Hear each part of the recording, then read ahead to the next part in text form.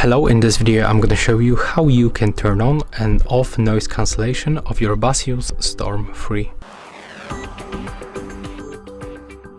So we can do this in the two methods. The first one, we can do this in the Baseus application by using this ambient sound mode, and we can basically switch. Now we have to wear our earbuds, so I'm gonna cover the sensors. There we go.